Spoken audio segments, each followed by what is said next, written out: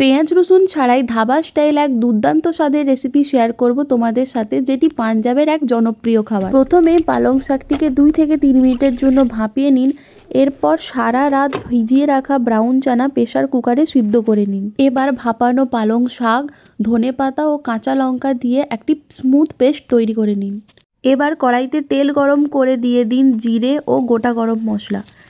এরপর তার সাথে দিয়ে দিন টমেটো কুচি, কাঁচা লঙ্কা, আদা বাটা, ধনে গুঁড়ো, জিরে গুঁড়ো এবং আগে থেকে করে রাখা পেস্টটাকে অ্যাড করে দিন।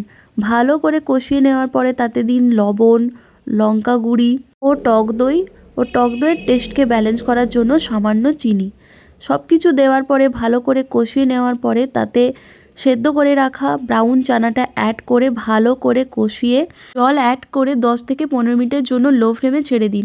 এভাবে তেল ছেড়ে এলে গ্যাসের ফ্লেমটা বন্ধ করে দিন।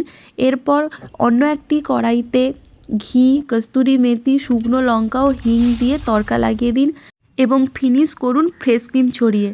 ফলো করো এরকম আরও নিরামিষ রেসিপির জন্য।